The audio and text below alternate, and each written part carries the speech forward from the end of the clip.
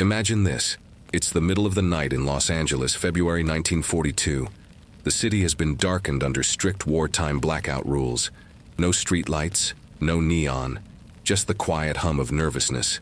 Then, at 2:25 a.m., sirens begin to wail. Searchlights slice across the sky like restless fingers. Anti-aircraft guns open fire. Thousands of people pour out of their homes and stare upward, watching what they're told are enemy planes.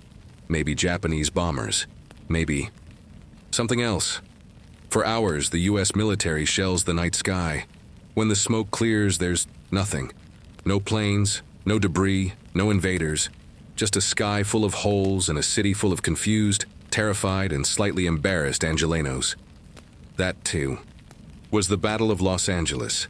The night America thought it was under alien attack, and turned out to be fighting clouds. Welcome to Sleepy Dreamer in America, where history is weird, everyone's tired, and tonight's bedtime story involves a citywide panic attack, a very confused military, and one of the strangest mass hallucinations in U.S. history. So, let's get comfortable. Because we're going back to 1942, a year when everyone was on edge, and Los Angeles accidentally declared war on the weather. In early 1942, Los Angeles wasn't sleeping much anyway.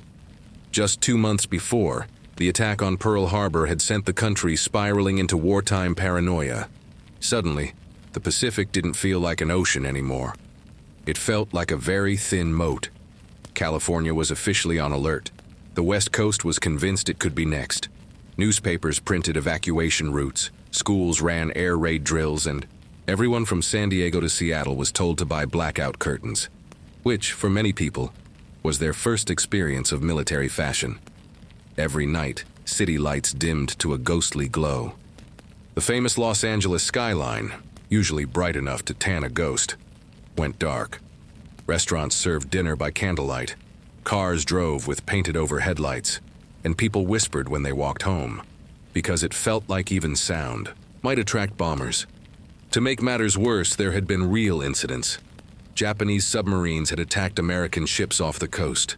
Just one day before the Battle of Los Angeles on February 23rd, a Japanese sub surfaced near Santa Barbara and fired shells at an oil refinery in Elwood. It didn't do much damage, mostly some broken windows and one very startled pelican, but it was enough to shake everyone's nerves. The next night, Los Angeles was ready for anything, or at least it thought it was.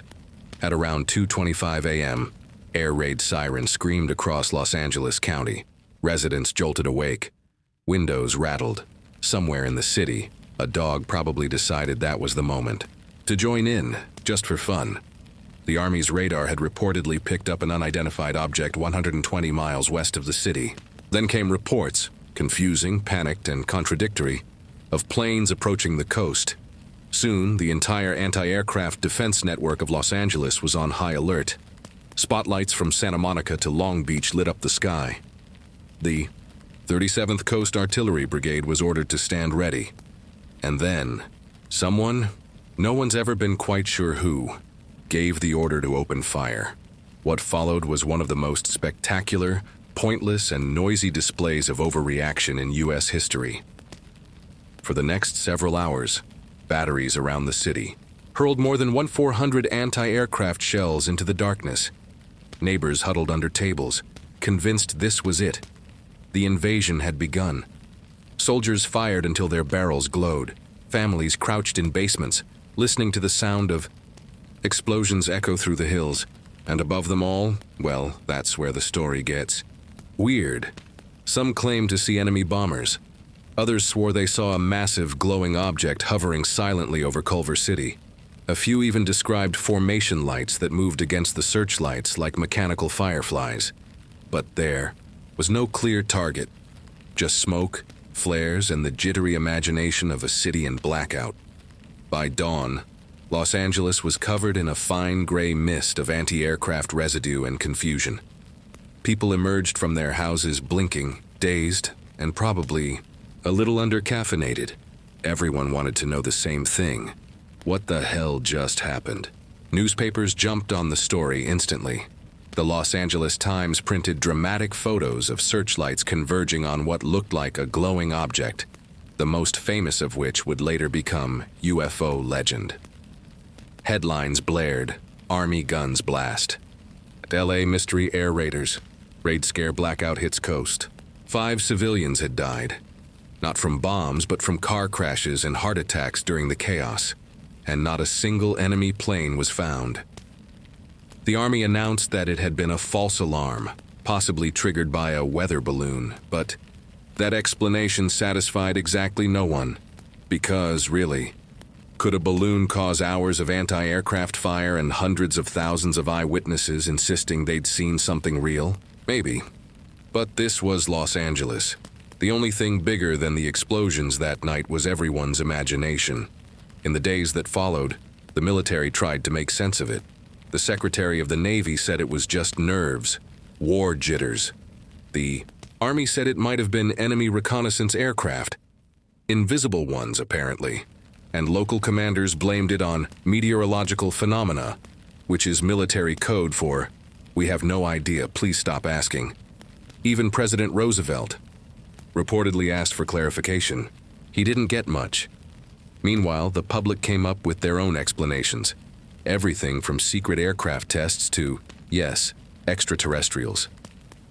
By the 1950s, when UFO mania was in full swing, the Battle of Los Angeles was retroactively crowned the first great American UFO incident.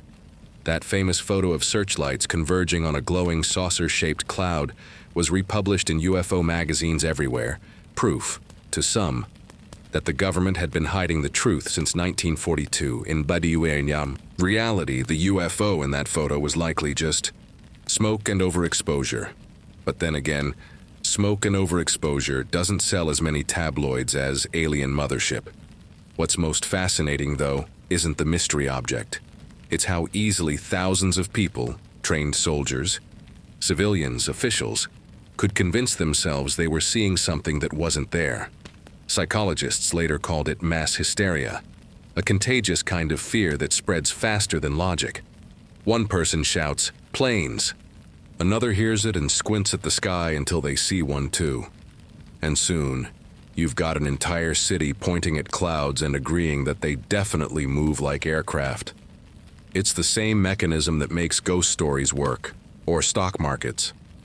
When enough people believe something's happening, reality politely steps aside to let the crowd take over. The Battle of Los Angeles is remembered today as a bizarre footnote, a moment when the line between fear and farce completely vanished. No enemy planes, no aliens, just gunfire, smoke, and the unmistakable sound of humanity panicking in unison. But what makes it truly unforgettable isn't just the chaos, it's the context. Because in 1942, paranoia wasn't a bug, it was a feature.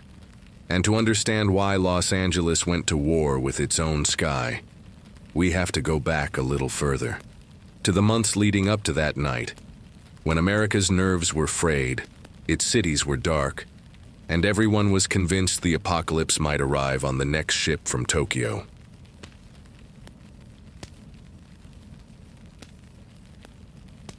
The early 1940s were an age of sleepless nights. America had just entered the Second World War, and the Pacific Coast was the anxious edge of a country still figuring out what it meant to be afraid. Every radio broadcast carried either the sound of Glenn Miller or the sound of bad news. Every newspaper headline was another reminder that the oceans weren't as big as people once thought. Los Angeles, in particular, had an interesting relationship with panic. It was a city built on dreams and movie sets, on people pretending to be other people. Suspense was its favorite export, but now suspense had climbed down from the screen and started living in everyone's living room. Authorities set up raid sirens that could wake the dead, and then practiced using them just to make sure everyone knew what panic felt like. Citizens built bomb shelters in backyards, sometimes forgetting that the local water table was higher than their optimism. There were leaflets about how to spot a Japanese plane, as if your average Los Angeles resident could look at the sky and identify silhouettes like a walking encyclopedia of aviation. Children practiced hiding under their desks, which was somehow supposed to protect them from both bombs and existential dread. Housewives were told to keep buckets of sand near the door in case of incendiaries. Everyone learned that blackout didn't just mean too much gin anymore. Then came the media. Newspapers had learned that nothing sold better than fear, especially patriotic fear. So every rumor became a near invasion, every shadow over the water a possible submarine. If someone sneezed too loudly in Santa Monica, the next day's front page might say, "Enemy agent causes disturbance." The combination of limited information and unlimited imagination was explosive. Military officials, meanwhile, were in a nearly impossible position. They had to convince the public that everything was under control, while quietly acknowledging that nobody really knew what was going on. Radar technology was still new, and half the time it reported clouds, flocks of birds, or even temperature changes as incoming aircraft. But nobody wanted to be the one to say, "Relax, it's probably just seagulls," and then be wrong. So orders leaned on the side of overreaction. Better to shoot at nothing than to explain why you didn't shoot at something. It was a policy that made sense on paper, right up until that February night when the guns actually opened fire. The first explosions were probably louder than anyone expected. Each blast echoed across the hills and rolled down into the sleeping neighborhoods, like thunder made by bureaucracy. For a few moments, people thought it was an earthquake. Then the sirens confirmed it wasn't. Searchlights crisscrossed the sky, in brilliant cones. They swept back and forth like impatient lighthouses, their beams converging on any suspicious patch of darkness. To the people watching from below, it looked like the world's largest stage show, except nobody was sure who the performer was. Anti-aircraft guns dotted the coast from Malibu to Long Beach. They fired tracer shells that left glowing arcs as they soared upward, creating a light show that would have been breathtaking if it weren't supposed to be deadly. Some witnesses swore they saw small, silver shapes darting between the beams. Others claimed to see nothing but smoke. But seeing nothing in the middle of chaos somehow felt even scarier, because it meant the enemy could be invisible. One woman later said she saw a giant orange object hovering above her neighborhood. Another said she watched a string of pearl-like lights glide silently across the horizon. At the height of the confusion, an entire crowd near Santa Monica cheered as one of the searchlights locked onto a glowing target, which it turned out was an especially reflective patch of clouds illuminated by the city's own explosions. The irony was that the more the military fired, the less anyone could see. Smoke from the anti-aircraft shells created a blanket of haze that made the sky look alive. Every flash of light refracted, shimmered, and turned into something new to be afraid of. It was a visual feedback loop of paranoia. People on the ground didn't need much convincing. They were already half expecting Japanese bombers to appear at any moment. So when someone shouted, "There, over the bay!"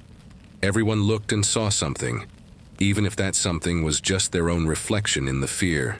Telephone lines jammed as residents tried to call loved ones, or radio stations, or anyone who sounded like they knew what was happening. The military police struggled to keep roads clear as civilians piled into cars and tried to drive inland, often forgetting that you can't see much when your headlights are painted over for blackout. The result was several fender benders, one of which reportedly involved a man insisting to the police that he'd been attacked by enemy searchlights. By dawn, the firing had stopped. The last shell had burst somewhere over the Pacific, raining tiny fragments of metal that tinkled against rooftops and made children think it was some sort of grim confetti. The silence that followed was almost as deafening as the noise that came before. When the all-clear finally sounded, people poured into the streets, blinking in the pale light.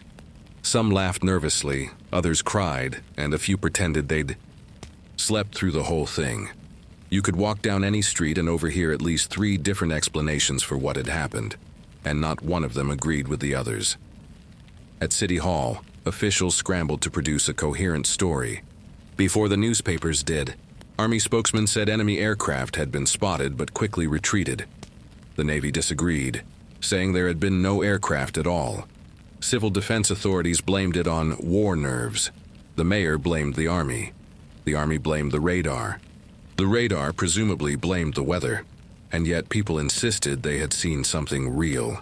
The mind doesn't like being told it made a mistake, especially when it spent the night convinced it was about to die heroically in its pajamas. One veteran gunner said, "If that was a balloon, it was the toughest balloon I ever saw." Reporter joked that Los Angeles had managed to fight the most successful invisible enemy in history. The photograph that ran in the Los Angeles Times the next morning only made things worse. It showed searchlights converging on a glowing, disc-shaped mass in the sky, bright enough to look solid. To anyone predisposed toward excitement, it was obvious proof that something unearthly had visited. In truth, the photo was heavily retouched, standard practice in newspaper darkrooms to enhance contrast. But nobody cared about that detail. What they cared about was the mystery. Rumors grew faster than official statements could squash them. Some claimed the government had recovered wreckage but was keeping it secret. Others said the objects had simply vanished into the ocean. A few imaginative souls began whispering that it had been a test of some new kind of weapon, either ours or theirs, depending on who you asked. Years later, when UFO culture exploded in the 1950s, the Battle of Los Angeles found new life as Exhibit A in the extraterrestrial case file. It was cited in documentaries, radio shows, and eventually even films, because the image of the city firing at the sky fit perfectly into the growing myth that we were not alone. The truth, that fear, fog, and poor radar calibration had conspired to create mass delusion, was too mundane for prime time. But in 1942, none of that mattered yet. What mattered was that the city had survived the night. No bombs, no damage. Aside from a few holes in roofs and several $1,000s worth of wasted ammunition, for many Angelenos it was almost a relief to have experienced the chaos and come out alive. There's a strange kind of comfort in thinking the worst has already happened, even when it hasn't. Still, not everyone found it funny. Military officials quietly realized how close they'd come to creating a genuine disaster. A few of those shells had fallen back into residential areas. If the firing had continued much longer, the night might have ended with far more than embarrassment. In the days that followed, committees were formed, reports were written, and the great bureaucratic machine began churning out explanations like smoke from a chimney. Most boiled down to one sentence: it won't happen again. Which is probably what every era says after it panics publicly. Historians now point to the Battle of Los Angeles as an early example of how technology and Maui fear can amplify each other. The radar that night had done its job. Technically, it detected something. The problem was that nobody knew how to interpret the data, and so the gap between information and understanding filled up with imagination. Humans are very good at that. When faced with the unknown, we tend to improvise reality. If you look at it that way, the Battle of Los Angeles wasn't a story about war or aliens at all. It was a story about uncertainty, the kind that keeps people awake long after the sirens have stopped. Somewhere, in the quiet that followed, a few residents probably lay in bed staring at the ceiling, wondering if they'd dreamed the whole thing. Maybe a couple tried to go back to sleep, telling themselves it had just been weather or nerves, or the collective madness of a nation on edge. But others, the more imaginative ones, stared out their windows at the gray morning sky and thought, what if it wasn't? Because the funny thing about panic is that it never really ends with the all clear. It just goes dormant, waiting for the next noise in the night, the next unexplained light, the next excuse to believe that something out there is watching us, even if it's just our own reflection in the smoke.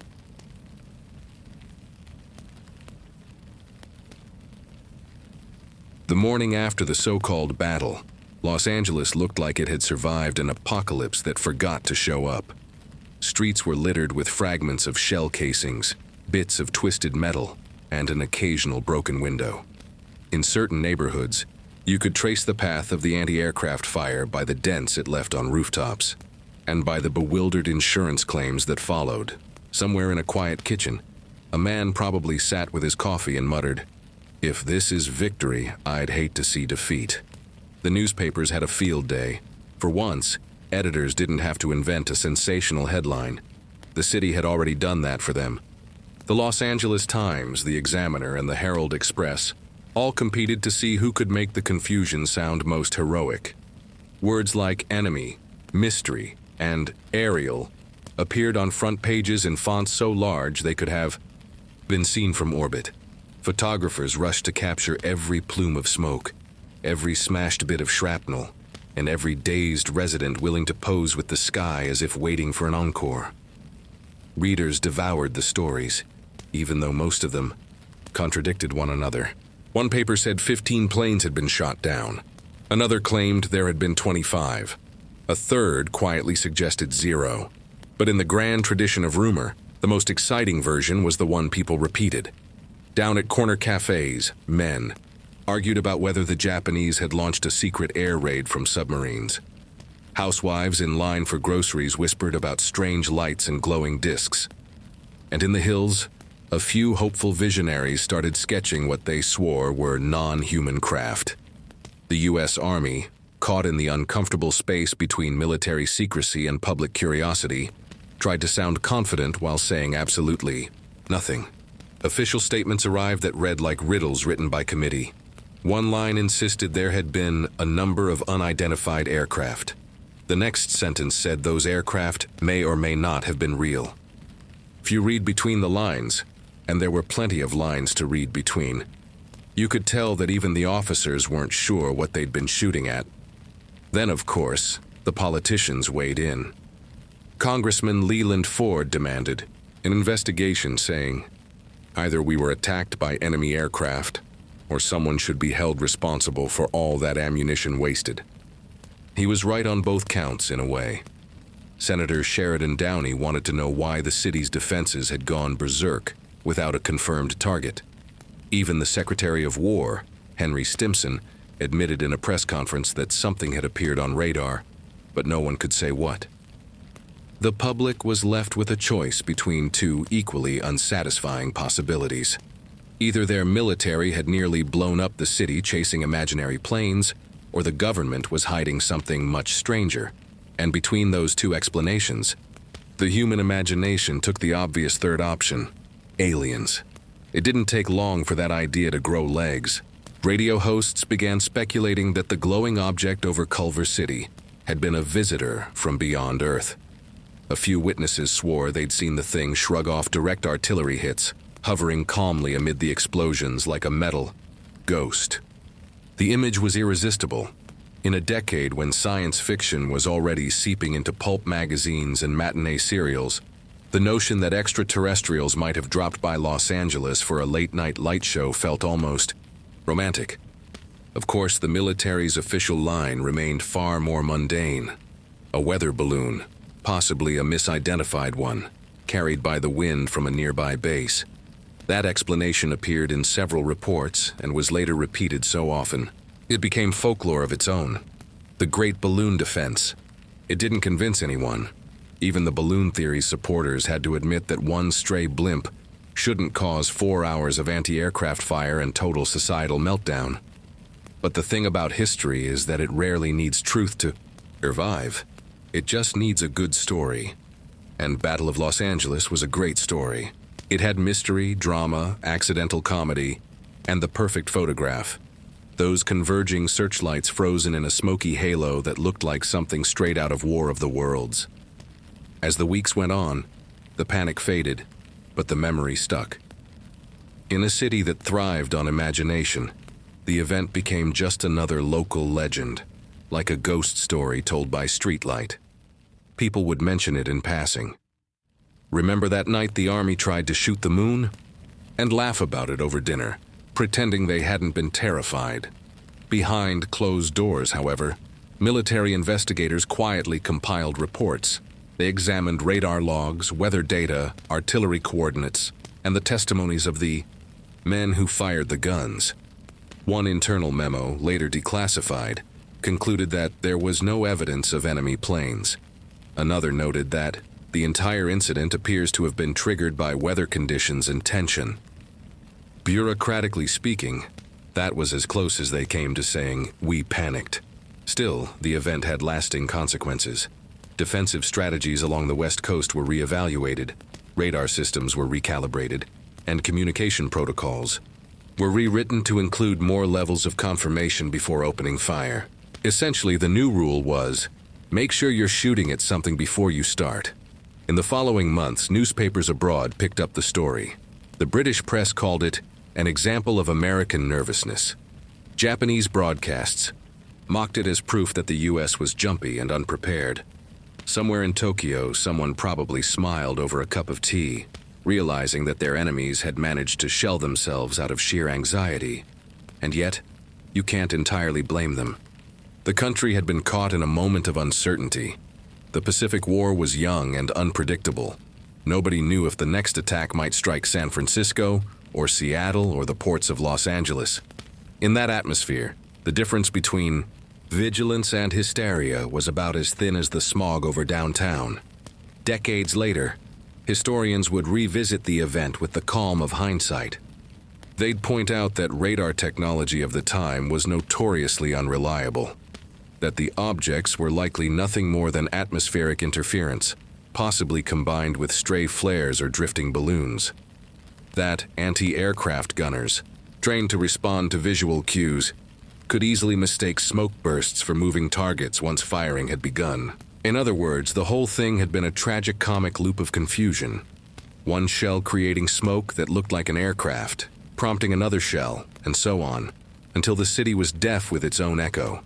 The psychological term for that is collective delusion, not mass insanity, just the ordinary, contagious kind of mistake that happens when fear spreads faster than reason. The same thing happens at sports stadiums, when one person stands up shouting that they've seen something, and soon the whole crowd believes they have too. The only difference here was that the crowd had anti-aircraft guns. For a while, though, the story refused to die. It slipped into the cultural bloodstream, joining the long American tradition of mixing anxiety with spectacle. Hollywood, never one to miss a dramatic opportunity, kept the imagery alive. You could see its echoes in post-war science fiction movies, searchlights raking the sky, glowing saucers hanging over cities, nervous generals in smoky rooms arguing about unknown objects. The Battle of Los Angeles became the subconscious ancestor of every UFO film that followed. When the actual UFO craze exploded in the late 1940s, the story was dusted off and reinterpreted. It fit perfectly into the new mythology of flying saucers, government cover-ups, and cosmic visitors. UFO enthusiasts claimed it as proof that alien contact had already happened, that the government had been hiding the truth since before Roswell. They circulated that same old photograph again and again, each time claiming it showed a metallic disc under siege. No amount of debunking could quite kill the allure, and honestly, who can blame them? Between the choice of everyone hallucinated, clouds, and aliens paid a visit, most people would rather pick the one that makes the world more interesting. It's human nature. We'd rather be part of a cosmic mystery than a local misunderstanding. In the end, the Battle of Los Angeles became less of an event and more of a mirror, reflecting whatever each generation wanted to see. For wartime Americans, it was a cautionary tale about nerves and readiness.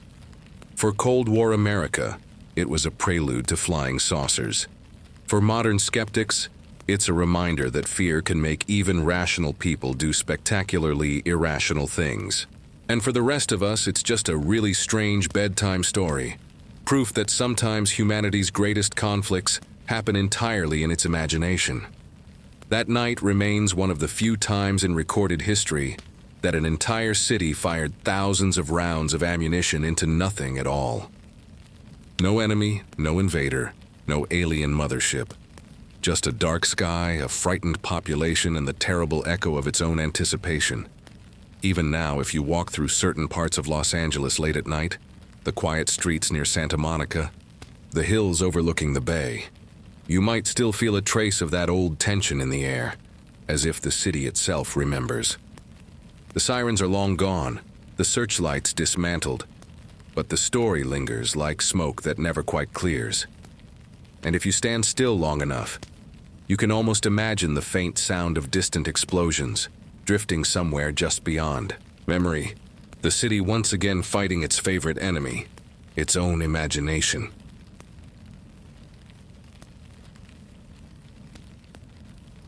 In the years after the war, Los Angeles healed the way cities usually do, by pretending things never happened. The blackout curtains came down, the neon signs came back, and the movie studios went back to manufacturing more profitable kinds of fantasy. The sound of anti-aircraft guns faded into memory, replaced by the hum of traffic and the occasional burst of jazz spilling out of a bar on Sunset Boulevard. The war ended, the world changed, and the strange night of 1942 became one more oddity, filed away in the archives. Something your grandfather might mention once over a beer, only to shrug and say, "We were all a little jumpy back then." But history has a habit of recycling its own mysteries. About 5 years later, in the summer of 1947, a rancher in Roswell, New Mexico, found some debris in his field and called the Air Force. The news exploded. Reports of a flying saucer captured, government denials, whispers of extraterrestrials. Overnight, the term UFO entered the American vocabulary, and suddenly everyone was looking up again. When people started digging into the past for earlier examples of strange lights in the sky, they stumbled on the Battle of Los Angeles, a story too perfect to ignore. Here it was, a pre-Roswell UFO sighting with thousands of witnesses, military involvement, and photographic evidence.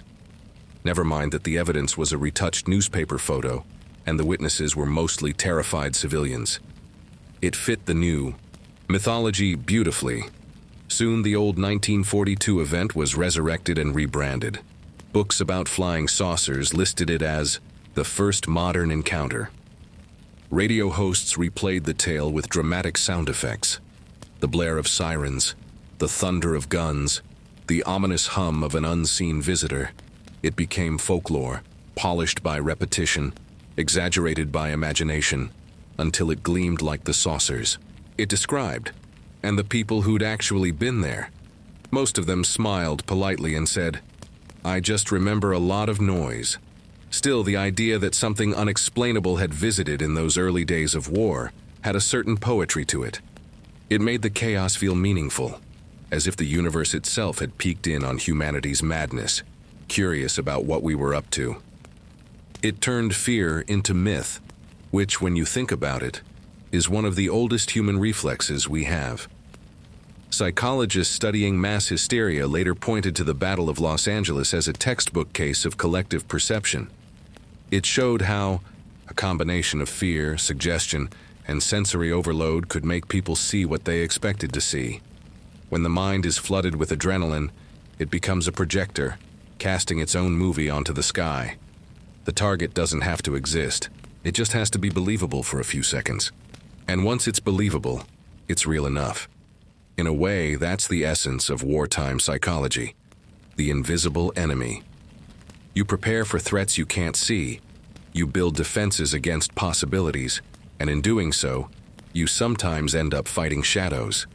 For Los Angeles, that night was the moment when the invisible finally seemed visible, and the city fired at it with everything it had. Over time, the battle drifted out of the headlines and into legend. It appeared in comic books, documentaries, late-night talk shows, even music lyrics. The phrase itself, the Battle of Los Angeles, had such a cinematic ring to it that it practically begged to be mythologized. Never mind that the only casualties were from car accidents and heart attacks. The name alone sounded like an epic. There were occasional attempts to revisit the facts. In the 1980s, declassified military documents confirmed what skeptics had long suspected, that radar had picked up false echoes that night, likely caused by atmospheric conditions. Investigators also found reports describing a drifting weather balloon that had triggered the initial alarm. Once the guns began firing, smoke and flares created the illusion of multiple moving targets. It was, in essence, a self-sustaining hallucination. That explanation, while reasonable, didn't make headlines. People prefer mysteries that stay mysterious. The rational version always feels a little anticlimactic, like learning that the monster under the bed is just your laundry pile. And yet, the truth is often exactly that. Ordinary things seen through extraordinary nerves. If you listen closely to veterans from that era, there's something both tragic and endearing in how they describe it. They'll tell you about the fear, yes, but also about the absurdity. About the man who tried to hide behind a palm tree during the bombardment. About the soldier who yelled, "I think we got one," even though nothing fell. About the neighbors who gathered in the dark and passed around coffee. Because what else do you do during an air raid that doesn't have an air? There's humor. In it now. But it's a gentle kind. The kind that comes from distance, the way you can laugh about getting lost once you're safely home. The people of Los Angeles in 1942 weren't foolish. They were human. They were scared, confused, patriotic, and tired. They were told the enemy could strike at any moment, and when something flashed in the sky, they believed it. If anything, that night is a reminder of how fragile perception can be. We like to think we see reality clearly, but most of the time, we're just interpreting signals, a light, sound, rumor, filtered through our expectations. And when those expectations are shaped by fear, even clouds can look like invaders.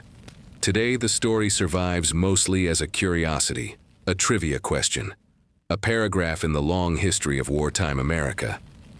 But there's something oddly comforting about it too. It shows that even in our most serious moments, we're capable of magnificent mistakes. That sometimes, the grand machinery of civilization can point all its firepower at the sky and still miss the truth entirely. There's also something kind of beautiful about it. The image of searchlights cutting through darkness. Thousands of people staring upward, united by the same question. What's out there? For all the chaos, there's wonder in that gesture. It's the same instinct that drives science, art, and maybe even religion. The need to look up, to find meaning in the unknown, even if it's just a reflection of ourselves. Maybe that's why the Battle of Los Angeles still captures the imagination. Not because of aliens or conspiracies, but because it's such a perfect little parable of human nature. Faced with uncertainty, we panic, we speculate, we laugh, and then we make a story out of it. And sometimes that story ends up outlasting the truth. So if you ever find yourself lying awake one night, listening to the distant hum of the city, imagine that night in 1942. Picture the quiet before the sirens, the sudden burst of light, the sky filled with smoke and confusion. Then imagine the moment after, when the firing stopped, and the city stood in silence, realizing it had just fought a battle with nothing at all. Somewhere in that silence is the real story, not of war or aliens, but of people trying to make sense of the dark. It's funny and a little sad and strangely comforting, the way history often is when you look at it long enough, because maybe the real mystery isn't what was in the sky. Maybe it's why we needed there to be something there in the first place, and that perhaps is the sleepiest truth of all, that sometimes our greatest fears, like our greatest dreams, live entirely in the spaces between what's real and what we imagine. So tonight, as the lights dim and the world outside grows quiet, remember the city that once aimed its guns at clouds and called it a battle. Remember the sirens, the searchlights, the people standing in the dark. And remember that history, like the sky, is full of illusions, some terrifying, some beautiful, all human. Close your eyes, breathe deep, and let the sound of the past fade into the hum of the present. Somewhere above you, invisible in the dark, the same stars that watched over Los Angeles in 1942 are still shining, calm, silent, unbothered by our little wars with the weather. Sleep well, dream lightly, and if you happen to dream of the night Los Angeles thought it was under alien attack, don't worry, it was only clouds.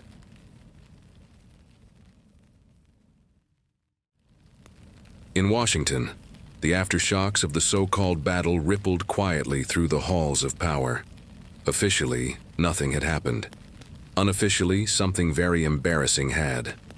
The War Department received piles of telegrams demanding explanations, most of them written in the polite outrage of taxpayers who had just learned their defense system had fired thousands of shells at thin air. Committees were convened, memoranda drafted, and somewhere a junior officer was probably instructed to find a way to blame the weather without making it sound ridiculous.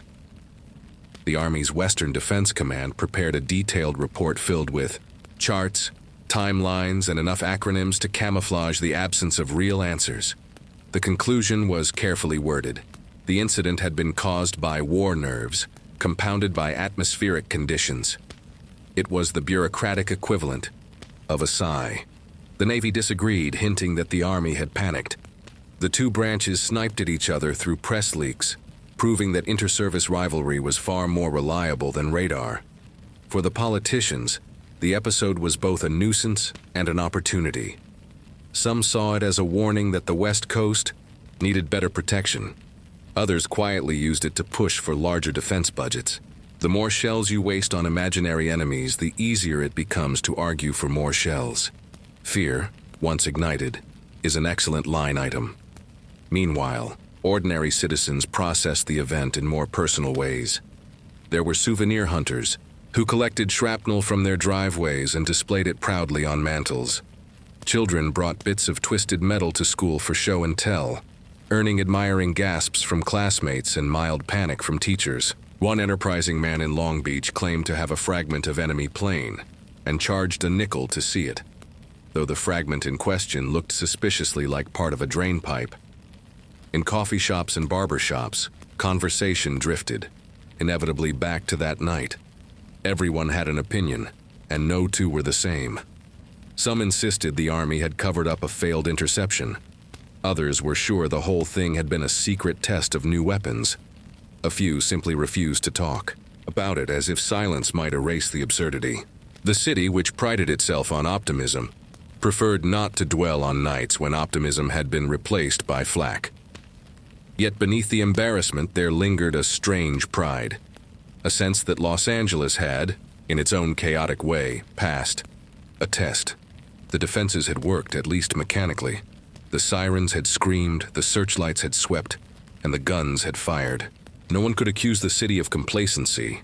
If anything, it had proved that when called upon, it could respond instantly and with spectacular enthusiasm, even if the target was imaginary. That paradox, the mix of shame and pride, became part of the local character. It was the kind of story you told on warm evenings decades later, half laughing, half shaking your head. "Remember the night we fought the sky?" someone would say, and everyone would chuckle. Because deep down, the absurdity was comforting. It meant that even in war, humanity still found time to be wonderfully, disastrously human.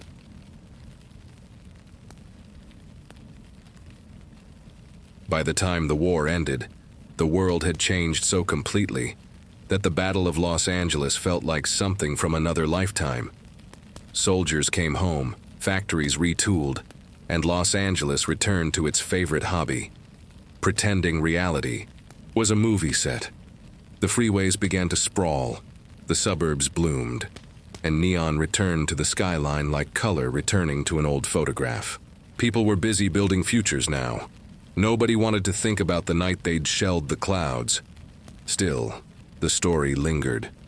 It was the kind of tale that gets resurrected at parties when someone says, "You think that's crazy? Let me tell you about." It had everything a good story needs: mystery, panic, and a photo that could mean anything. For years, it drifted quietly in the city's collective memory, waiting for the right cultural moment to rise again. That moment came in the late 1940s. The war was over, but peace was restless. New fears had replaced the old ones: the atom, the Soviets, the dawning realization that mankind could now destroy itself faster than it could rebuild. The Cold War had arrived, and with it came a new kind of paranoia, colder and quieter but just as consuming. Then, in 1947, came a word that would change everything: saucer. Newspapers from Roswell to Washington printed stories about strange flying, discs metallic and fast, seen darting through the sky. Witnesses swore they weren't planes, not balloons, and definitely not birds. Within months, UFO had become part of the American vocabulary. The unknown had gone mainstream. It didn't take long for someone to connect the dots backward. A few enterprising journalists dusted off the archives and remembered that long-forgotten night in Los Angeles. The searchlights, the glowing sky, the mysterious target that refused to fall. Suddenly, the Battle of Los Angeles wasn't just an embarrassing wartime blunder. It was evidence. Proof that the visitors had been here before, that maybe the government had known all along. The story was irresistible. Reappeared in pulp magazines with illustrations of sleek silver ships hovering above the city, dodging tracer fire like ballet dancers. Radio hosts replayed dramatic reenactments, complete with sirens and gunfire, as ominous music swelled. Beneath their voices, the once humdrum newspaper photo of converging searchlights was reborn as Exhibit A in the growing mythology of flying saucers. Hollywood joined the fun, of course. The city that had once fired on imaginary invaders now made a fortune producing them. Movies like The Day the Earth Stood Still and Earth vs. the Flying Saucers turned the skies into theaters of anxiety and wonder. In a way, the Battle of Los Angeles had just been a rehearsal. The real invasion was cinematic. But what made the UFO idea so powerful wasn't the claim itself. It was what it offered. A mystery with no end. After years of war, loss, and secrets, people were hungry for meaning. The idea that someone or something might be watching from above was both terrifying and oddly comforting. It made humanity's chaos feel small, as if the universe had bigger plans. Soon, the 1942 incident became a staple in every new UFO documentary and paperback.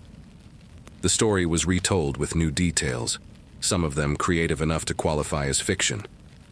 The glowing object became a craft the size of a football field. The searchlights became energy weapons.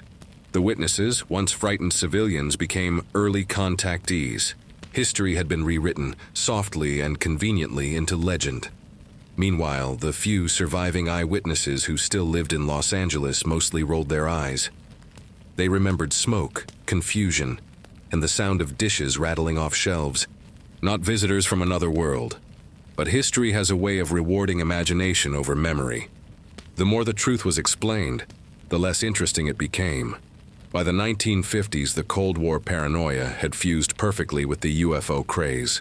Both were driven by the same feelings: fear of invasion, distrust of authority, and fascination with what might be hidden just beyond sight.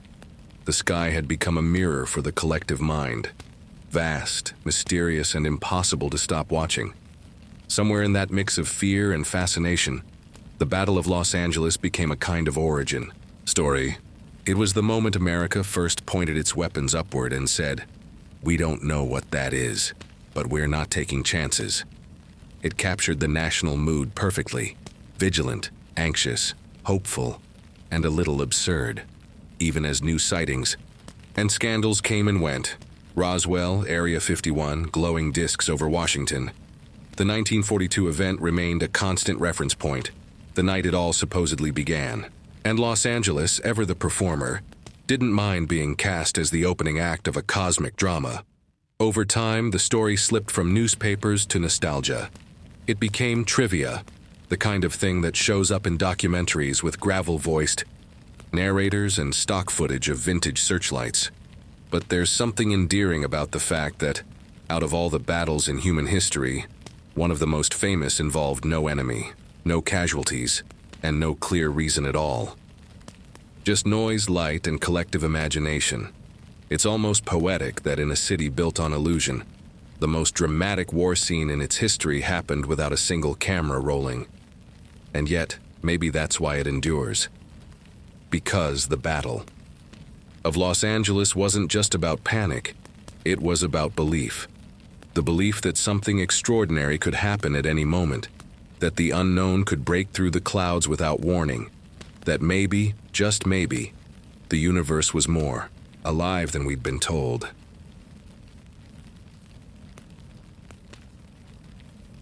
What makes a story like that stick?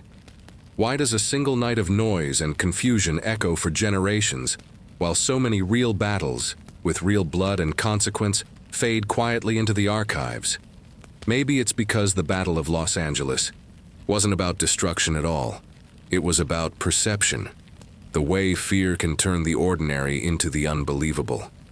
It was a story about us, not about aliens, and that in its own strange way is what makes it timeless.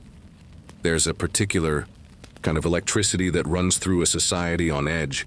You can feel it in the air, the quiet hum of tension, the invisible thread that connects one anxious heart to another. During war, that hum becomes constant. Every noise carries meaning. Every light on the horizon could be danger.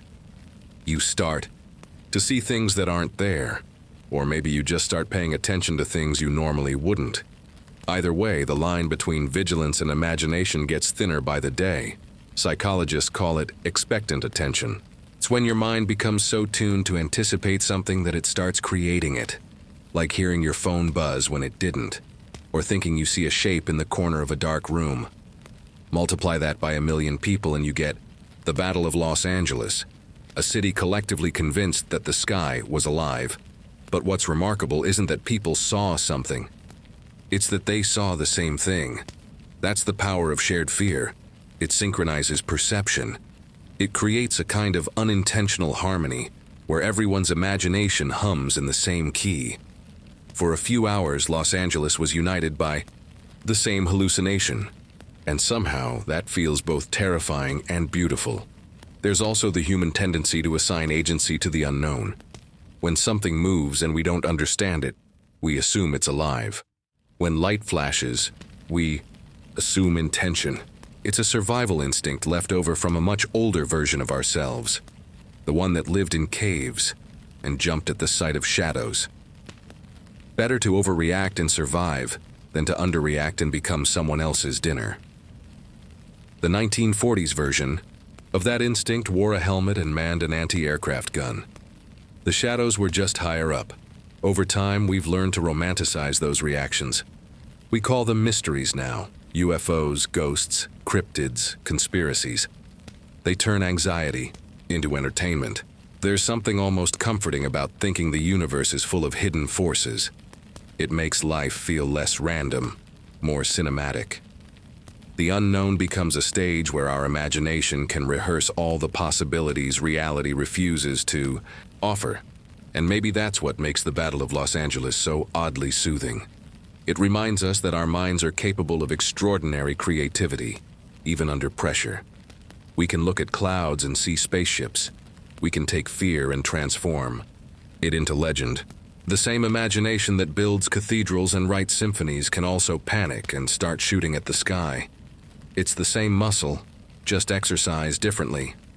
There's a comforting symmetry to that idea. Humanity's capacity for wonder and for panic are two sides of the same coin. We marvel at what we don't understand, and when wonder tips into fear, we call it danger. Then, once the fear passes, we turn it into a story. We give it shape, polish its edges, and pass it down. Over time, it becomes less a warning and more a lullaby. So when you think about the Battle of Los Angeles now, you can almost hear that transformation happening in real time. The chaos softening into rhythm, the gunfire fading into nostalgia. It's as if the city itself wanted to forget the noise and remember only the glow. Maybe that's why it fits so perfectly into bedtime history. It's a story that starts in terror and ends in calm. A reminder that most of what frightens us will eventually turn into something we can smile about. The aliens never came. The sky survived and the city moved on. All that remains is a memory of searchlights and smoke, flickering softly like a dream half remembered. If there's a moral in all of this, and history usually hides one somewhere, it might be this. Fear passes, stories stay. What was panic? One night becomes poetry in another century. What was an accident of radar becomes an act of imagination. And that, really, is how myths are born. Not in distant galaxies or government hangars, but in the collective mind of people trying to make sense of what they feel. We build patterns out of confusion, shape meaning out of coincidence, and then look back and call it mystery. It's a strangely human thing, to want the unknown to have purpose. To look at clouds and think, someone must be in there. Maybe it's loneliness. Maybe it's hope. Maybe it's just boredom, but there's something tender about it too. This endless reaching for connection, even when we have to invent someone to connect with. And so the night Los Angeles fought, the sky keeps glowing faintly in our cultural imagination, like a light that never quite goes out. Not because anyone was right or wrong, but because we need stories like it. Stories that remind us how fallible and creative we are all at once. It's easy to laugh at it now, but maybe that laughter is the point. Laughter is what happens when fear has grown old enough to relax. It's the sound of survival dressed in irony.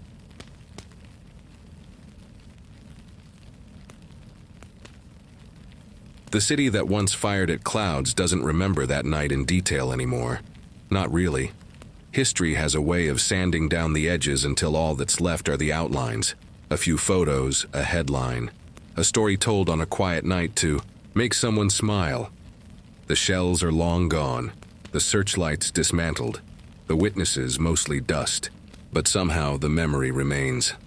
Light as smoke, stubborn as rumor. If you walk through Los Angeles now, it's hard to imagine it ever being dark enough for an air raid. The city glows even when it sleeps. The hum of the freeway is replaced. The sound of sirens, and the only things lighting up the sky are billboards and movie premieres. But every once in a while, on a particularly foggy night, when the clouds hang low and the air feels thick, it's easy to picture it. The sound of distant thunder could be artillery. The flicker of headlights could be tracer fire. The imagination, after all, doesn't need much encouragement. And maybe that's the quiet charm of this story. It doesn't accuse or defend, it just exists. A moment when thousands of people looked up at the same sky and thought, something's out there. They didn't know what, and maybe they never could. But for a few hours they shared that wonder, and the confusion that came with it. There's a tenderness in that. We spend most of our lives grounded, staring at screens or sidewalks, pretending we've got it all figured out. It takes something extraordinary, or something mistaken for extraordinary, to make us look up. To remind us how small and curious we still are. Sometimes when historians talk about the Battle of Los Angeles, they focus on the absurdity, the miscommunication, the technical failures. But what if, instead, you saw it as a kind of accidental poetry? A night when a city, gripped by fear, accidentally created art. Light against darkness, sound against silence, imagination against the void. For all its chaos, it must have been strangely beautiful, because beauty and panic have always shared a border. Both are born in the moments when the world feels too big to understand. There's a certain comfort in realizing that the people back then were just as confused as we are. Now, they had better hats, worse technology, and the same need to explain the unexplainable. The same desire to turn fear into story. The same quiet hope that the universe might be paying attention. If you listen closely, the Battle of Los Angeles sounds less like an episode of history and more like a dream. It begins with alarm, sirens and shouting, the crash of adrenaline, then swells into chaos and finally fades into stillness, like the mind settling after panic, like a dreamer turning over and sighing. And in that stillness, maybe the truth was something simple. Maybe the sky was just doing what skies do. Maybe the flashes were nothing but light meeting mist.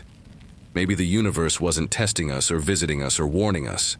Maybe it was just there, patient and indifferent, while we projected our fears onto it like an old movie screen.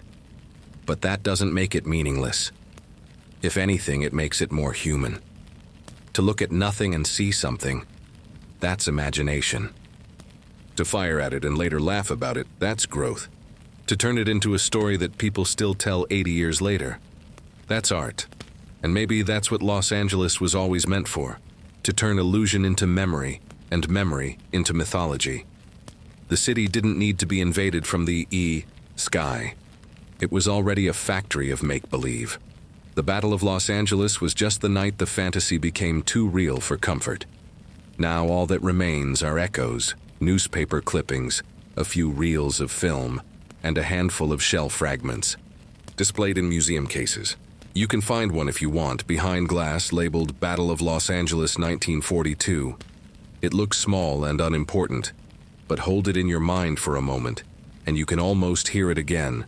The noise, the light, the heartbeat of a city that mistook its own reflection for an enemy. It's easy to see why people thought it might have been aliens. It's harder to admit that sometimes we just create our own mysteries. We imagine something greater watching us, because it's lonelier to believe the sky is empty. We dream of visitors because it's easier than facing the thought that we're alone. But that dream, like all good ones, is harmless, maybe even necessary. It keeps the wonder alive. It keeps us looking up.